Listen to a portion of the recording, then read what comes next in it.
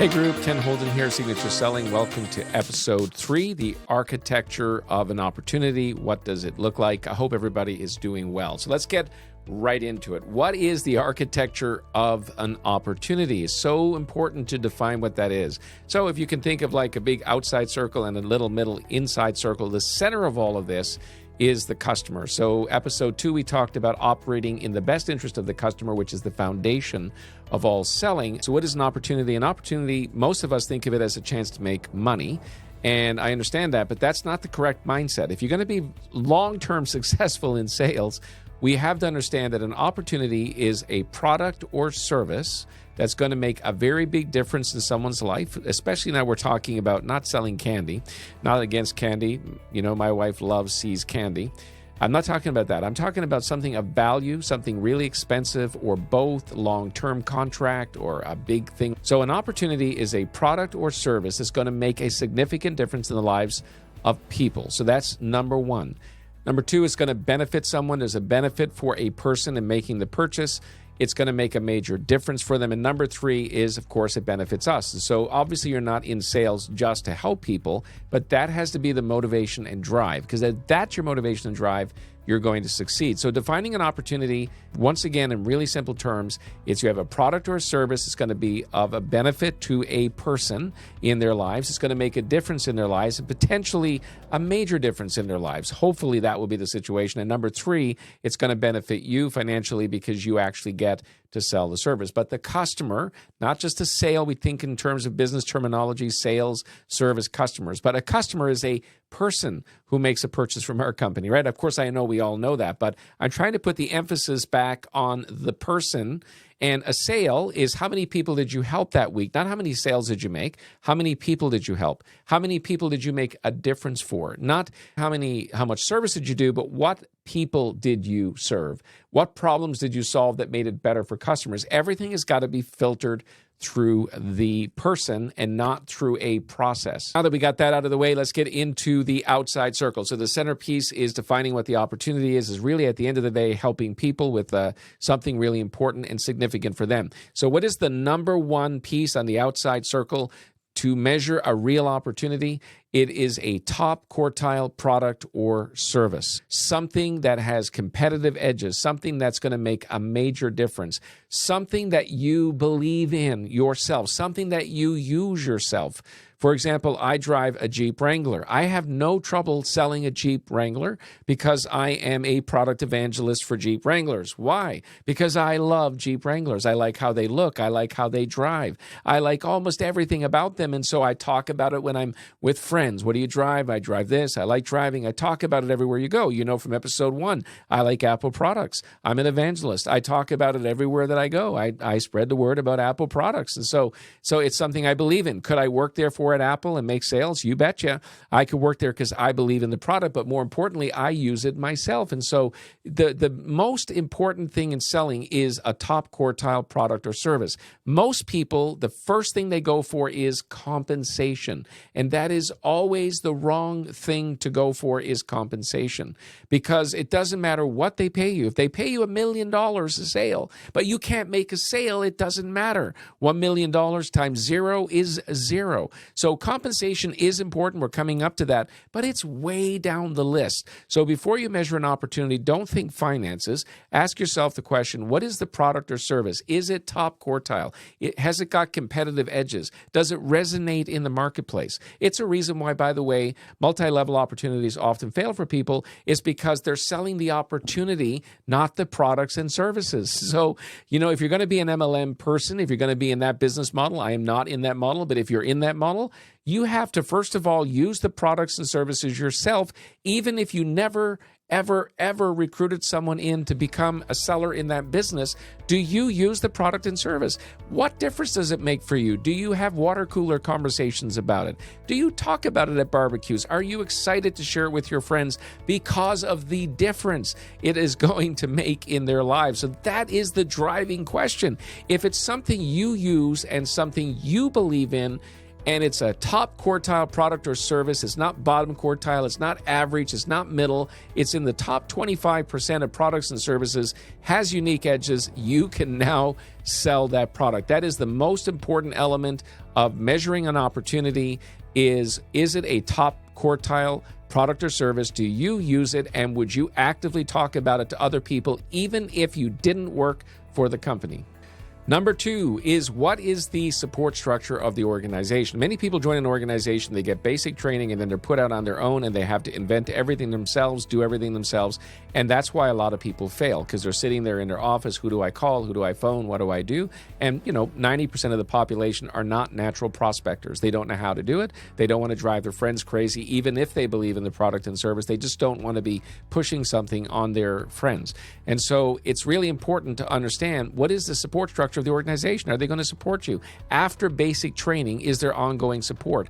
Is there on-demand support? Are people available after hours? Can you quickly text someone in the middle of a sale, or make a phone call, or pop into a Zoom call to get training? Do they have on-demand video training? Do they have on-demand audio training, such as a podcast? Do they have an internal podcast where they're constantly feeding ideas and nurturing you? So support structure is really important. So if you join an opportunity, it's a great product, but they don't have a great support culture and not a lot of support, this is probably not a great opportunity.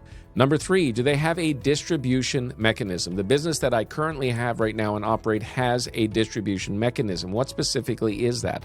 They have partnerships with outside partners who actually, through those partnerships, generate leads for salespeople to call. This is extremely valuable and important, because it's the number one thing everybody goes into sales is, how do I find someone to sell to? How do I prospect? So if you have a company that has a distribution mechanism where they're able to generate leads for you to call, you might have to pay for those leads or whatever the case might be. The point is, do they have a lead partnership, or do they have a method of generating leads so that you can actually go out and make sale? This distribution mechanism is super important, because it means you can get your basic training and out of the gate go out and make an instant full-time income, provided you're successful at doing it. You follow all the training, you do everything you're supposed to do. So this is the third most important thing after the support structure here, is making sure that they have a distribution mechanism. If they do, your probability of success is going to explode to a different level. Number 4 is kind of like number 2. Do they have ongoing training? Is it just the basic training and you're done? Or do they have scheduled training? Do they have weekly training? Do they have bi-weekly training? Do they have bi-monthly training? Do they not do any training? Is there a commitment from the organization to make sure that you receive ongoing training so that you can continue to get better at what you do and make more sales? Of course, the next one up on deck here is super important. It's community and the culture of the organization. And so a lot of direct sellers, especially since the pandemic, are distributed everywhere, isolated by themselves. Now, for some people, they're totally fine with that. They don't need that connection. They go out, they do what they should do, and they just don't need it, and they flourish. But there's a lot of people who need that connection. So what is the community like? Is it easy to become part of the community? Do they welcome you in? Is there an online digital Zoom community? Are there people that you can connect with, maybe go for coffee, who live nearby? One of the nuances of the modern sales world now is that because sales reps are distributed, and in my business, they're distributed right now over about 15 to 20 hours. So getting everybody together is nearly impossible. But are there people who live close by? Can you go for coffees? Are there morning Zoom connects where you can get up and go in and catch up, just like you do at the office? Before the pandemic, you could go in, go to the water cooler, go to the coffee, go to the cafeteria, grab a drink, a beverage, say, hey, how's it going? Does that culture exist at the organization? That's extremely important, especially for people who don't like to be isolated. The next one on deck here, number 6, is online reputation. One of the things about the modern business age is the internet, social media, etc. If you're with a known brand, I live in Canada. If you work for a chartered bank, you got nothing to worry about. Even if there's online negative media, they will still deal with that institution because of what that institution is and how people know it.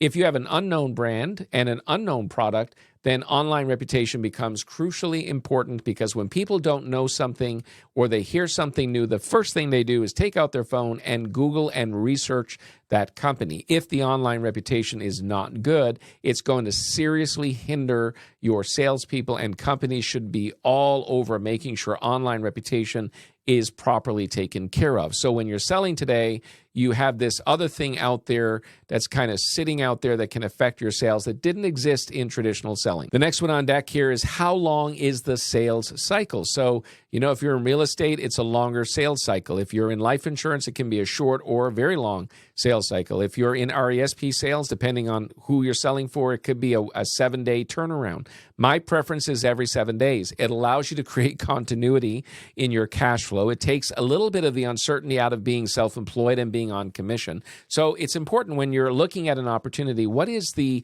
pay cycle? How often are you paid? So if you make a sale on Monday, are you paid in a month? Are you paid in a quarter? Are you paid once a year? Or are you paid every 7 days? Are you paid the same day? So the cycle in which you make a sale and which you get paid is crucially important. So that's another key factor in measuring an opportunity. And of course, now we come up to the really important subject everybody wants to get to is compensation. So if you have all these other things, or at least most of them, so you have a top quartile product, a support structure, on-demand training, you have a great community, you have a distribution mechanism, you have a good online reputation, now compensation, of course, is a very important subject. And so you got to make sure you check out the compensation. But before you ever get there, make sure that most of those other things are mostly intact, because it doesn't matter what the compensation is if most of these things are not intact. So if they're not intact, the comp almost doesn't matter. So I'm not saying the compensation is not important. It just shouldn't be the first question you ask. For me,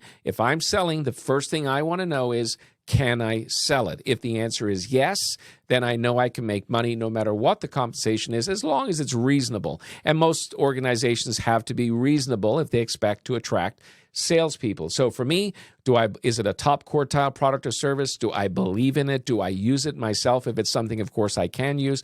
Do I use it myself? Do I talk about it to other people? Is it something I'm excited about? Because if it is, that's more important than anything else in the equation. But compensation matters, and it's important to check that out. But that should be towards the bottom of your list, not the top of your list, because it doesn't matter what you're paid if you can't sell it. And that's a key point. And the last point I want to bring up here is, does the company have a digital footprint? We are living in the digital age, whether people like it or not. That's where the world is going. Some people are going to go fast. Others are going to go slow. I've embraced it 100% because I'm a very digitally oriented individual. I love technology. I'm an early adopter. I'm part of betas. Is your company, or is this opportunity you have, are they embracing a digital future? Are they running to the digital future? Are they looking at tomorrow's technology to bring it into today? Are they equipping you with the best technologies? Because now everything's done over Zoom, over video meetings, it's done electronically. Everything has changed. Are they investing in digital infrastructure, not just physical infrastructure, but digital infrastructure to give you better opportunities to do that? So we've covered off, there are other things, but we've covered off the main things you need to know to measure an opportunity. Number one, in the very middle of all of this is the customer. How many people did you help this week? How many problems did you solve for people this week? The customer is a person who buys the product. Of course, we all know that, but it's important to keep focused. This is about people, not sales. When you make it about people and you're out to help people and you have a product or service that you are passionate about, you're going to make sales because you're going to be out helping people. And so, of course, that's central. But then the top quartile product or service, I can't overemphasize just how important that is. Keep in mind, you don't have to have all of these to have a viable opportunity. If you have all of these, you have an amazing opportunity on your hands. Realistically, no one company is probably going to have all of this down pat. So you can't look for everything, but this is a template for you to scope out an opportunity to see if it's going to work. Now, if you have a company and you're missing a lot of these components, reach out to me. My email is right there on just under the YouTube video. You can find it on my Transistor site. It's there as well with the audio podcast. It's very easy to get a hold of. You can email me, and I'd be happy to find ways to help you. Next week, we're going to be talking about reasons why people fail at being self-employed. I'm probably going to isolate out 2 or 3 of the major drivers. If you are self-employed right now and you are struggling, I'm going to identify probably the 2 or 3 leading causes why people fail at being self-employed. So it's going to be an exciting one. Hopefully I can articulate what you can do about it. Maybe some of the things I'm going to share you may not like, but it's important to know the truth because the truth will set you free. So next week on deck is the major reasons why people fail at being self-employed. If you enjoyed this today, I would love for you to subscribe. Of course, you can tap the bell and you'll get notified through YouTube or your audio podcast. Thank you for listening. Have a wonderful week, and I'll talk to you again next week.